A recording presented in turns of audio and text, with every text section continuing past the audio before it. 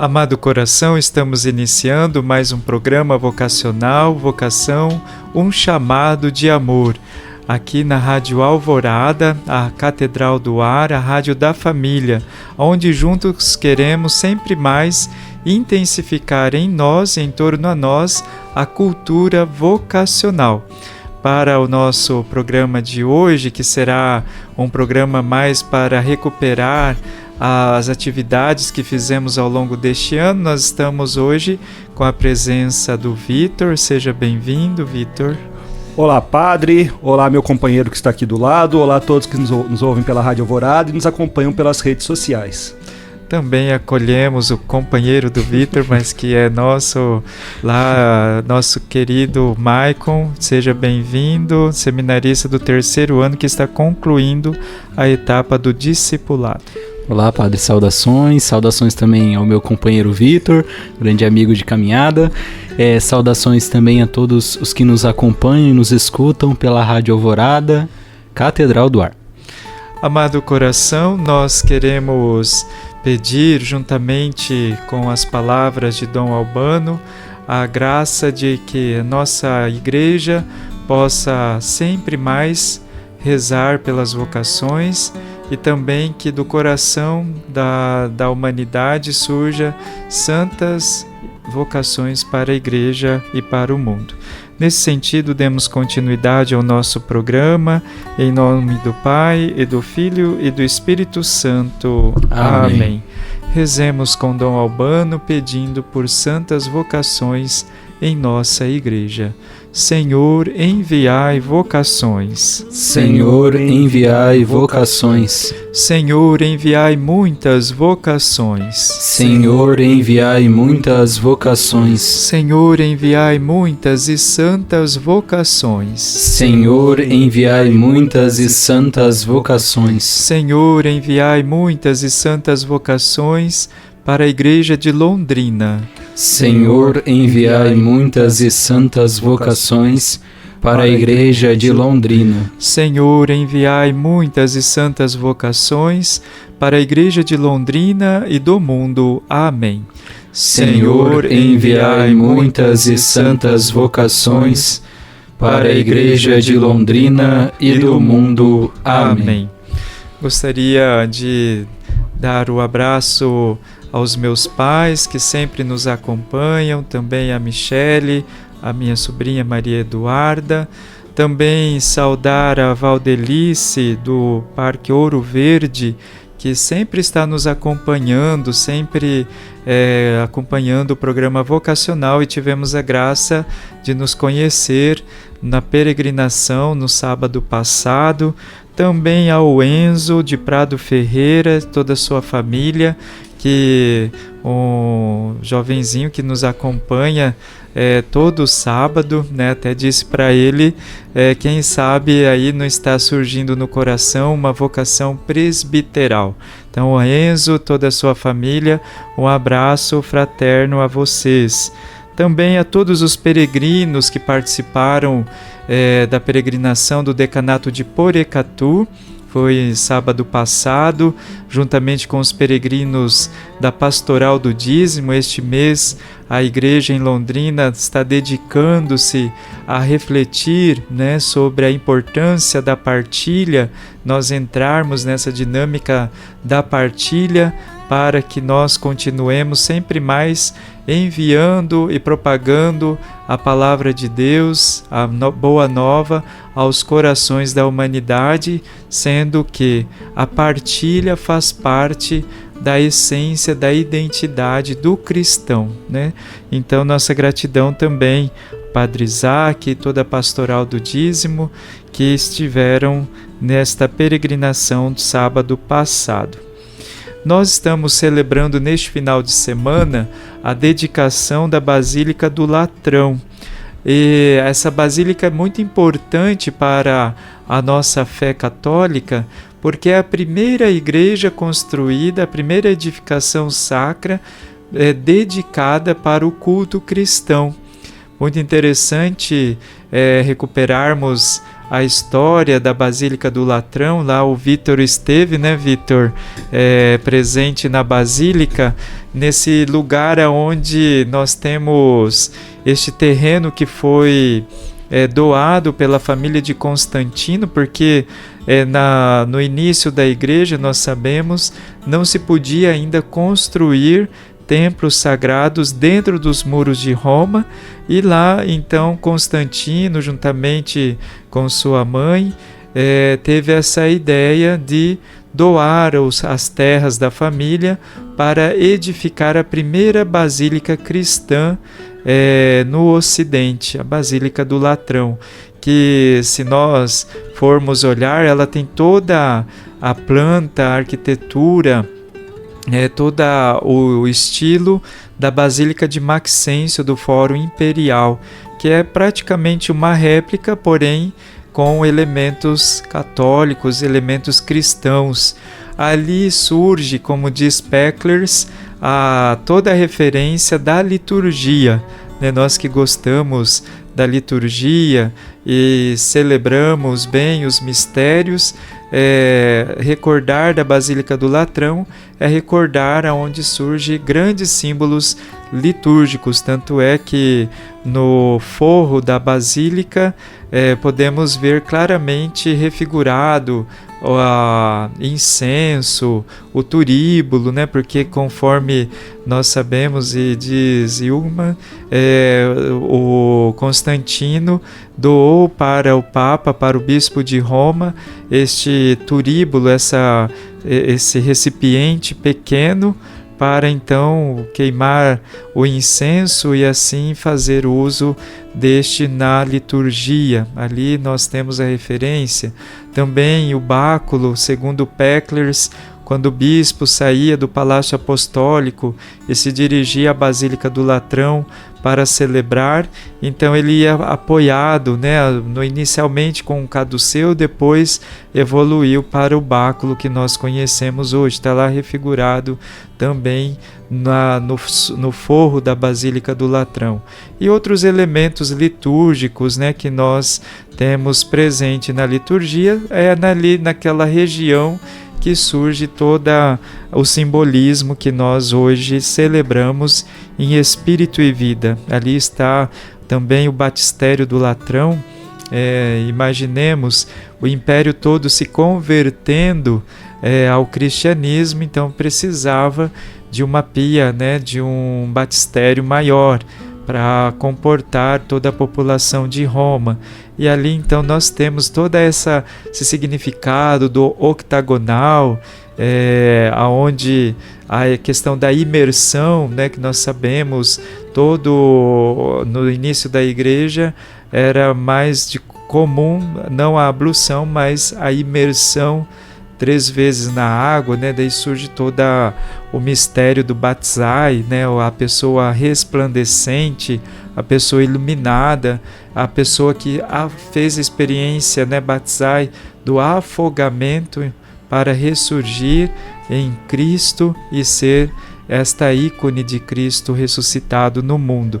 Todo esse fundamento nós encontramos na Basílica do Latrão, do qual nós estamos celebrando a festa em nossa igreja hoje, para juntos recordarmos esta importância de estarmos unidos ao coração do Santo Padre, o Papa Leão, que nos chama sempre mais a celebrar a paz, a ir ao encontro dos desfavorecidos, os esquecidos deste mundo, a ir sempre buscar na igreja a unidade na diversidade.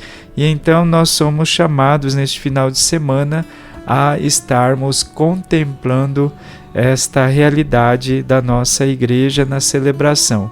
Amado coração, nós estamos retornando com o nosso programa Vocação, um chamado de amor.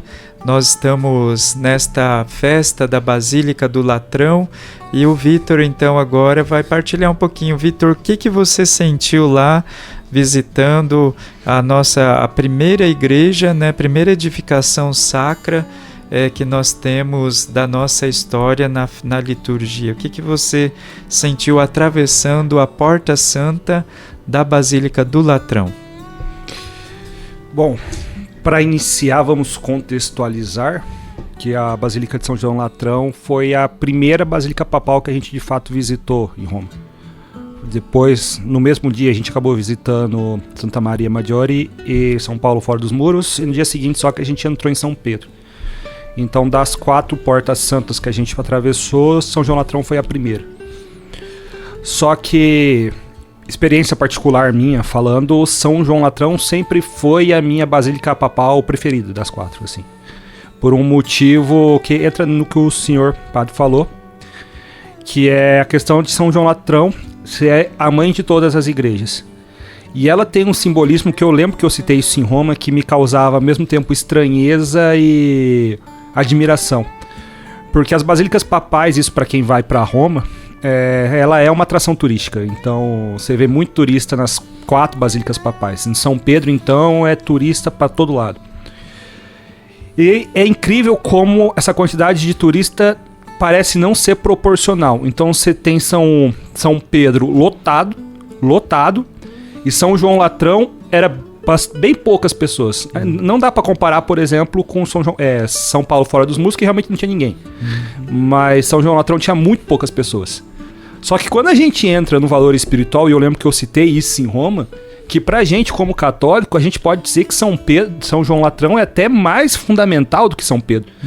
Porque primeiro que é a mãe de todas as igrejas. Segundo que é a basílica de onde tudo surge. E terceiro que é algo que acho que as pessoas às vezes esquecem ou não sabem. Que o Papa é o Papa por ser o Bispo de Roma. Isso. E a cátedra do Bispo de Roma não está em São Pedro. A cátedra do Bispo de Roma está em São João Latrão. Que é interessante nós recuperarmos o simbolismo da cátedra. Não sei se você se recorda, a base da cátedra tem os primeiros cristãos conservaram um mármore, né? Onde está esculpido o urso, o leão, a cobra e o cordeiro, né? E com as palavras do cerimoniário do Latrão, Midili, significa que quem senta naquela cátedra, né, naquela sédia, ele tem a função de harmonizar a criação, né? Não sei se você se recorda disso. Eu lembro bem. E isso me fez muitas memórias também, agora voltando à viagem mesmo, porque o Papa Leão tinha assumido há pouco tempo. E isso também, de novo, com São João Latrão, ela tem uma importância grande para os católicos. Que houve uma grande comoção, de fato, e merece ser quando o Papa Leão assumiu o ministério petrino, mas poucas pessoas perceberam a missa de posse da Cátedra de Roma. E isso pra gente como católico é essencial. Então estar em São João Latrão é muito significativo porque eu estava diante da Cátedra de Roma, da igreja mãe da nossa fé. E aí vou recordando, tentando fazer memória agora das experiências, primeiro que foi a primeira Porta Santa. Então isso recordando ao programa que a gente fez especial em relação a isso. A emoção foi muito grande, foi muito choro, inclusive, diga-se de passagem. Mas o que me recorda é como tudo que a gente vive hoje na fé saiu dali. Então, como o senhor lembrou aqui, no teto tem os elementos litúrgicos. Quando antes de a gente entrar ainda na Basílica, quando a gente foi ali do lado do batistério, eu tinha acabado de dar a formação, porque esse ano eu dei muitas formações nos encontros vocacionais, e eu dei a formação sobre o batismo esse ano. E o elemento do batistério, como início da fé, como ventre, como do católico, do cristão que está renascendo, a gente usa o São João Latrão. E, inclusive, eu tinha uma foto do São João Latrão na minha formação. E agora, ano que vem, se eu der essa formação de novo, eu terei uma foto que eu tirei, porque eu passei lá. Então, como mistura a parte prática, a parte simbólica, a parte litúrgica com a nossa fé. Então, lembrar de São João Latrão é lembrar, talvez até mais que São Pedro, literalmente da base do catolicismo, da nossa identidade como católico. É o início, né? No batistério tem mesmo, entre o batistério, né, na praça da São João do Latrão, nós temos o mais alto obelisco de Roma, que ficou por um tempo escondido devido à má compreensão do uso dos símbolos egípcios, né? Mas ali está na base daquele obelisco o testemunho, né? Que sob este sinal vencerás, é onde testemunha que Constantino se converteu, né? Diante desta contemplação que ele teve na Ponte Milvio, né? E ali então começa toda a se espalhar no Império Romano esta presença do ressuscitado, né? E é interessante também, fazendo lembrança que eu falei sobre ter menos turistas em São João Latrão do que tem em São Pedro. O obelisco de São Pedro é meio complicado de ver. Uhum. O de São João Latrão, se precisar encostar, você pode. Porque aí, falando por minha opinião pessoal, de São João Latrão é bem mais bonito que o de São Pedro. Sim, ele é alto e tem esse testemunho de Constantino, né? Está cravado ali a história da conversão de Constantino que todos nós conhecemos. Mas também na região do Latrão nós temos algo interessante, que é a Escada Santa, né? Que nós tivemos a graça de fazer a experiência de subir de joelhos, né? Que a Escada Santa, segundo a tradição da igreja, é a escada do petróleo, né? Onde Jesus subiu. E ali tem algumas marcas, né, de gotas do sangue de Cristo, do qual nós fazemos a veneração, né, a contemplação enquanto se sobe. O que foi para você subir a Escada Santa, Vitor? Primeiro foi dolorido, porque a Escada Santa fazendo uma situação aqui do lugar, primeiro que não pode fotografar, não pode filmar, e só pode subir a Escada Santa de joelho. Uhum. Tem uma escada do lado para quem não vai subir. Então já se predispõe que quem vai subir esteja em espírito peregrino, espírito de rezar mesmo, assim. Então, ela é alta, ela não é baixinha. E ela é forrada, ela é revestida de madeira, porque o piso original que está embaixo é realmente o piso que estava no palácio lá quando Jesus subiu. Então é um piso que Jesus passou. Então subir a Escada Santa talvez seja um dos marcos assim mais importantes dessa viagem que a gente fez para Roma, porque é um momento assim de muita fé, de subir. Você vai subindo, você vai encontrando as marcas de sangue na escada, não lembro se são 3 ou 4. 3. Você vai passando assim, então você chega no final, é uma sensação de que você miseravelmente pequeno parte daquilo que Cristo passou. Obviamente não é a mesma coisa, mas fica exatamente na frente da Basílica de São João Latrão, assim. Foi uma das primeiras experiências de fé que a gente teve nessa viagem, assim, porque foi a primeira coisa que a gente fez literalmente em Roma. Então foi uma experiência bastante forte. Eu vi muitas pessoas de todas as idades subindo. Eu vi gente que subia correndo, eu vi gente de joelho, obviamente. Eu vi gente que subia bem devagar, gente que subia devagar demais.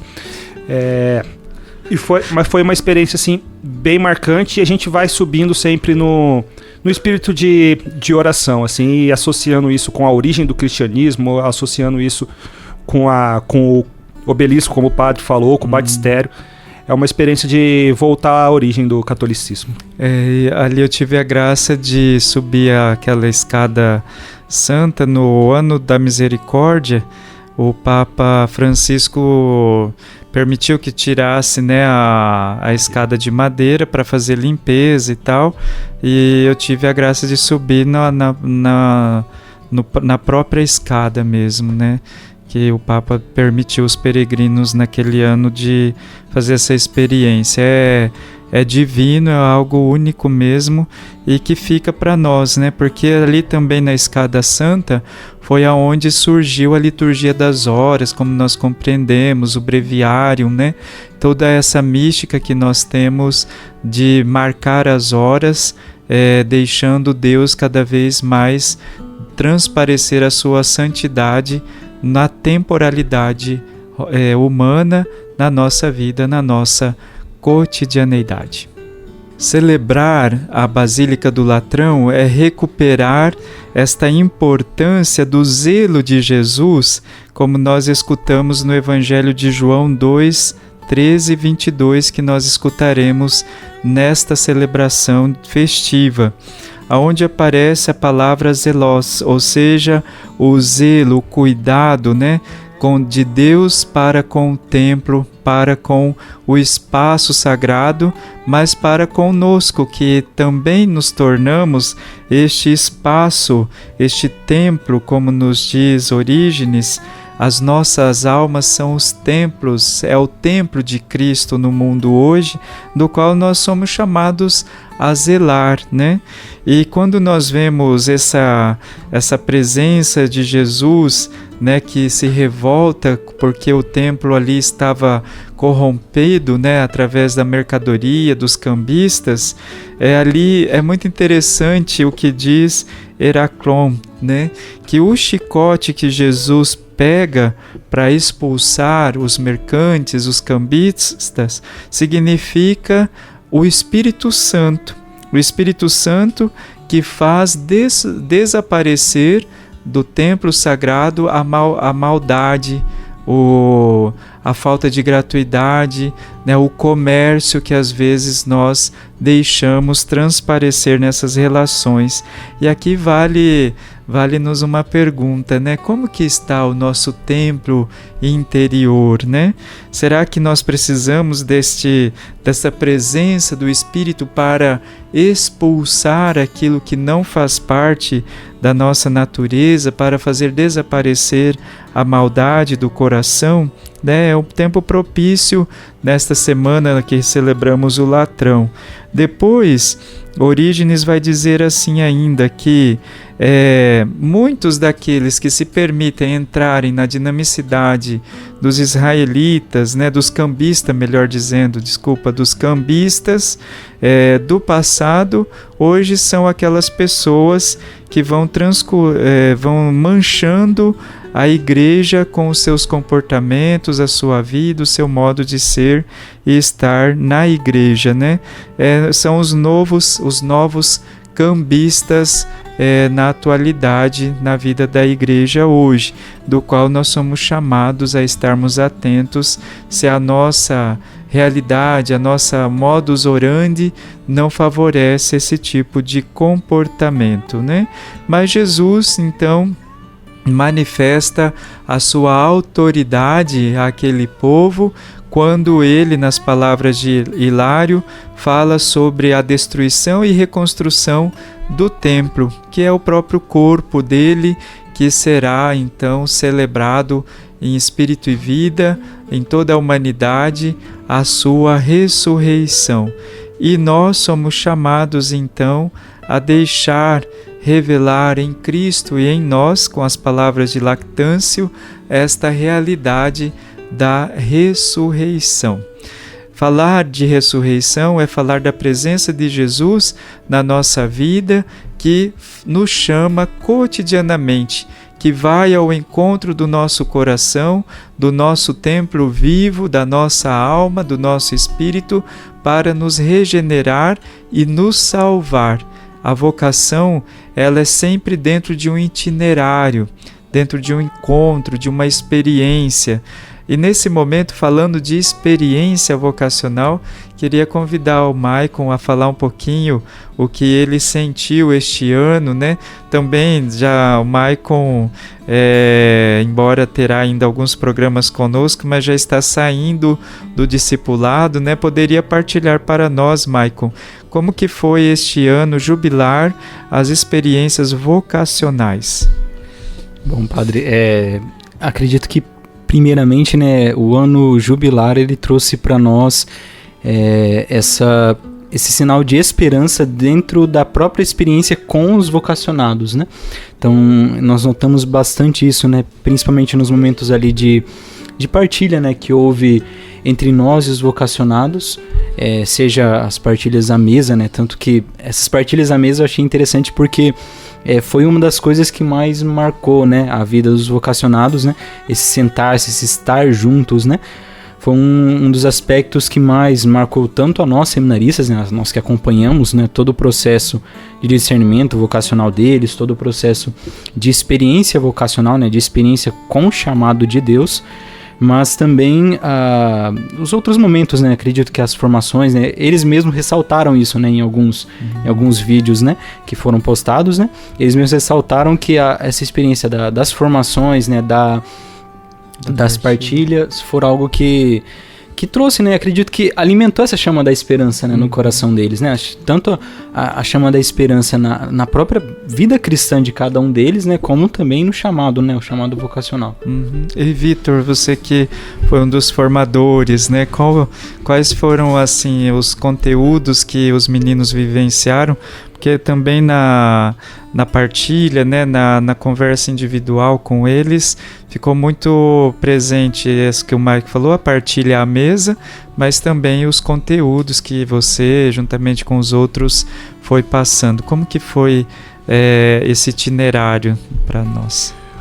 O itinerário desse ano, basicamente a gente complementou e entrou em concordância com o que a gente já tinha começado a fazer ano passado.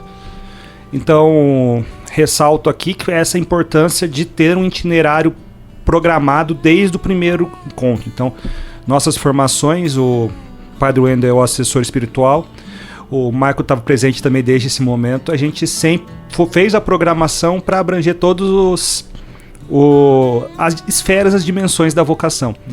Por isso, ressalto que é uma coisa muito importante, spoiler para quem vier a participar dos próximos encontros vocacionais, não chegue achando que a gente vai chegar falando logo de cara sobre ser padre. A gente demora um pouco para entrar nesse assunto, demora bastante, na verdade, para entrar nesse assunto. Porque a gente tem uma preocupação que eu acho que é algo... Lendo a preparação para o Congresso Nacional do ano que vem, vocacional, a gente vê que a gente está realmente nesse caminho, que a vocação não é só vocação para o presbitério. Existe a questão de ser uma vocação humana, uma vocação cristã, uma vocação específica, uma vocação de cada um, voltada para a vocação final, que é o próprio Deus. Então, chegar de cara trabalhando inicialmente sobre o presbitério, sem trabalhar isso, pode acabar tendo alguns, não vou dizer erros, mas às vezes a gente atrapalha um pouco o processo. Então a formação esse ano foi basicamente isso, trabalhar todas essas dimensões pequenas da vocação. Ô Vitor, eu gostaria de ressaltar, porque às vezes muitos chegam não só falando que é da primeira vocação, da vocação ao presbitério, mas da vocação à santidade, né? Faz até uma confusão, muito, né? Porque hoje em dia parece que estão invertendo, né, o itinerário, o processo vocacional, né? Porque Londrina nós recuperamos essa importância, os 3 eixos, né? O eixo antropológico, o eixo eclesiológico e o eixo escatológico, que é o processo vocacional, né? Porque alguns começam do eixo escatológico, que é a vocação à santidade, né? Fala, padre, a nossa primeira vocação é a santidade, não é verdade, né? Se não tem como você ser santo se não for pessoa, né? Se não tiver vida, se não for plasmado, né? Para existindo de modo diferenciado, depois fazer, né, essa imersão nas águas, o batismo, para então abraçar esta realidade escatológica que abrange a vocação, né? Não sei se você poderia falar um pouquinho sobre isso.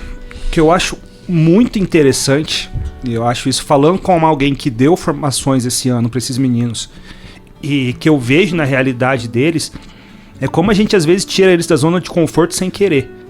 Porque eles chegam exatamente esperando isso. Chegam que a gente, vamos falar sobre ser padre. A gente nem toca no assunto de ser padre no primeiro semestre de formação. Surpresa.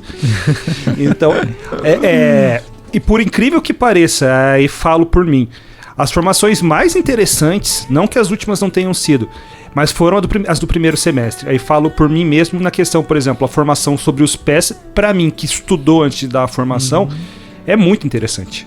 É muito a questão que entra na filosofia grega, entra na história, entra na vocação última.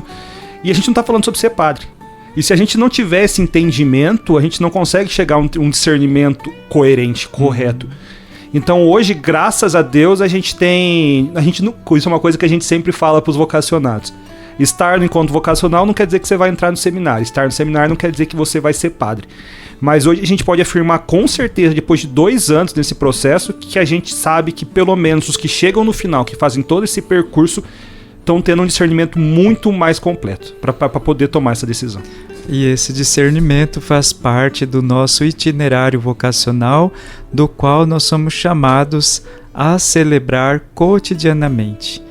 Amado coração, nós estamos recuperando um pouquinho como foi este ano, as nossas formações, o Vitor, o Maico falando, né, do testemunho da partilha, que é muito forte nos nossos encontros vocacionais, experiências vocacionais, sempre ela tem um momento de partilha, porque isso vai já formando no coração do vocacionado, depois futuro seminarista, a importância de estar à mesa, de celebrar a comunidade, né, de partilhar os seus anseios, as suas esperanças, para não viver isoladamente, mas ser um para o outro, né? Como nos diz Marcelo Bordoni, Jesus é essa corporeidade para o outro. E ser padre, ser a ícone de Jesus no mundo, né? Jesus presbítero, é ser para o outro, né? Então esse ser para o outro se faz quando nós estamos e caminhamos juntos, escutando o coração, os anseios que cada um traz em si, né? E Maico, o que mais que te marcou neste ano jubilar, nessas experiências vocacionais? O que ficou para você forte? Bom, para mim foi a questão do testemunho, né? Como eu falei, né, pro senhor, a questão da partilha, ela me ajudou também a observar, né? Tanto a nossa vocação, nós quanto seminaristas, somos um testemunho para aqueles jovens, né? Testemunho de esperança, realmente, né? Às vezes nota bastante isso, né? Os vocacionados veem os seminaristas, né? Veem os padres como exemplos para eles, né? Como exemplo de pessoas, de cristãos e também de homens santos, né? E dentro do itinerário vocacional, como o Vitor também abordou, né? Trabalhou, eu acho interessante ver que os jovens, né, eles chegam realmente com esse ímpeto, né, ímpeto de, não, quero saber como é que faz para ser padre e tudo mais, e eles passam por esse processo, né, e eles fazem um processo que muitas vezes, em outros âmbitos, né, as pessoas não propiciam isso para eles, né, então, tipo assim, eles conhecerem-se, né, desde o ventre materno, saberem que foram chamados por Deus, né, desde o útero materno, e que Deus ele os acompanha, né, durante todo o percurso da vida, né, seja na sua formação enquanto pessoa, seja na sua formação enquanto cristão, né, a segunda vocação, né, o chamado a ser cristão, e depois, né, por conseguinte, a vocação específica, né, então todo esse processo vai ajudando o jovem a interiorizar, né, o chamado, né, a olhar o chamado desde dentro, né? Olhar o chamado tanto dentro do seu interior, mas também desde dentro da trindade, do mistério trinitário, né? Que no fundo é a trindade quem nos chama, né? E esse mistério ele desenrola-se durante toda a vida, né? Durante toda a vida. Então acho que isso que é bonito ver durante o percurso vocacional, né? Que esse desenrolar vocacional vai sendo percebido pelos jovens não numa imediaticidade, né, mas em um processo lento e calmo, mas que também desemboca numa espera, né, numa espera por esse encontro com Cristo, né, na própria vocação. Como diz Gregório Magno, né, a esperança, o esperar faz surgir santos desejos em nossa vida, né? Porque às vezes a gente quer atropelar, né, os processos interiores, né, o próprio itinerário, então nós precisamos esperar, né? E o que você diria para o jovenzinho que nos acompanha, porque por incrível que pareça, né, temos lá vocacionados que sentiram chamado assistindo o podcast, ouvindo a Rádio Alvorada. O que você diria para quem está nos ouvindo e nos acompanhando? Bom, eu sempre costumo dizer, né, para quem começa o caminho de discernimento vocacional, primeiramente, né, não tenha medo. Acho que o medo é uma coisa que muitas vezes nos paralisa, né? E não tenha medo de fazer essa experiência, né? De lançar-se nesse caminho vocacional e de ter realmente um ato de abandono e um ato de fé, né? Sabendo que em todo o percurso vocacional é Deus quem vai conduzindo, né? É Deus quem vai acompanhando, né? Deus se torna, além de nos chamar, ele se torna o nosso companheiro também, né? No caminho. E então é isso, não tenha medo e deixe-se acompanhar, né? Deixe-se abra-se, né, para esse processo que às vezes, né, a gente quer tanto algo imediato, uma resposta tão imediata que às vezes a gente acaba né, esquecendo desse processo que também envolve espera, né, que envolve paciência, que envolve confiança, né? Então acho que essas duas coisas, né, não tenha medo e confie que Deus ele te acompanha, né, no processo vocacional. E você, Vitor, que diria? Eu vou na mesma linha do Maicon. Algo que eu também sempre digo nos primeiros encontros. Abre o coração e abre a mente. Abre para o que você vai ouvir, para o que você vai escutar e para o que você vai viver. Isso eu falo tanto para os vocacionados quanto eu falo para os seminaristas que moram com a gente ou que a gente vai conhecendo, assim, que são mais novos na caminhada com a gente. Porque o discernimento, ele exige muito de você estar atento aos sinais que Deus coloca na sua vida.